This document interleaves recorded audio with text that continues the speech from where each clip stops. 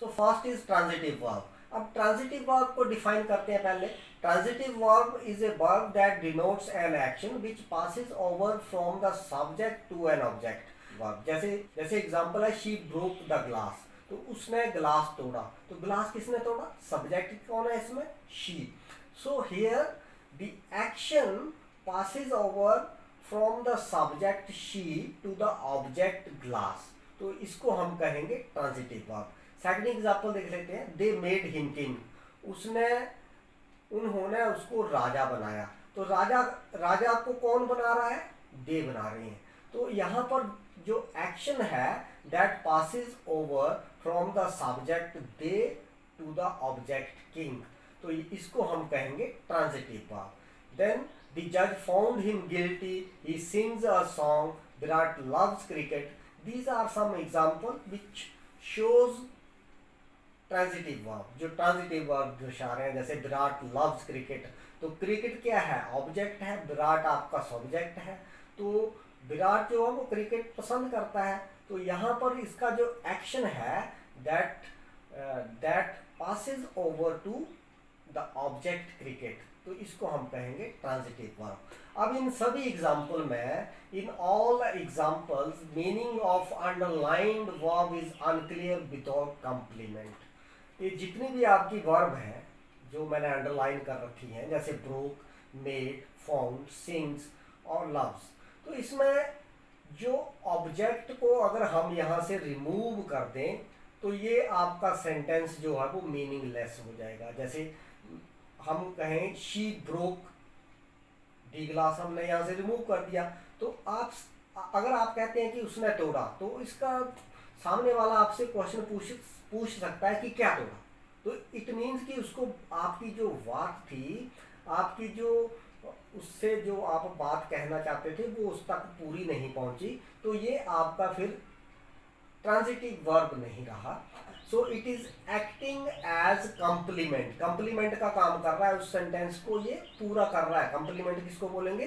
पूरक। वो जो किसी चीज को पूरा करे उसको हम कंप्लीमेंट कहते हैं। तो जैसे विराट लव्स क्रिकेट, अब क्रिकेट को हम हटा दें तो सेंटेंस आपका रह जाएगा विराट लव्स। तो सामने से आपको प्रश्न आ सकता है कि विराट किसको प्यार करता है। तो अब आप जब कहेंगे कि विराट लव्स क्रिकेट, तो तब जाकर आपका सेंटेंस कंप्लीट होगा। तो here the word cricket is the complement for the subject. ये जो सब्जेक्ट है विराट, उसके लिए कंप्लीमेंट का काम कर रहा है। तो ये आपका ट्रांजिटिव वर्ब का एग्जाम्पल हो गया।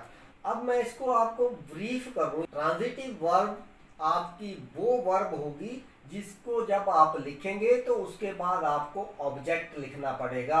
अगर आप ऑब्जेक्ट नहीं लिखते हैं तो आपका जो सेंटेंस है वो इनकम्प्लीट माना जाएगा। जिस तरह यहाँ पर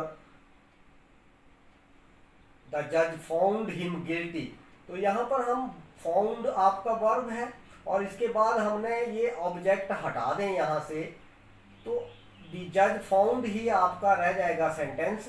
तो आपका ये सेंटेंस अधूरा रहेगा और ये ट्रांजिटिव वर्ब फिर हम इसको नहीं कह सकते। तो ये तो था आपका ट्रांजिटिव वर्ब के बारे में। इसके बाद है इंट्रांजिटिव वर्ब। अब इंट्रांजिटिव वर्ब किसको कहेंगे? ये आपका जो ट्रांजिटिव वर्ब है उसका बिल्कुल ऑपोजिट का काम करती है ये intransitive verb. So it denotes an action which doesn't pass over to an object.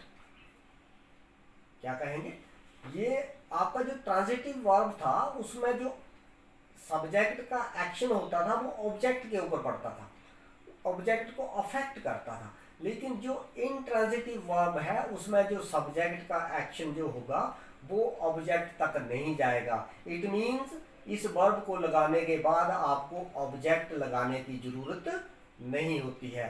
तो ये चीज आपने नोट करनी है। ट्रांजिटिव वर्ब में आपको वर्ब लिखने के बाद ऑब्जेक्ट की जरूरत पड़ेगी।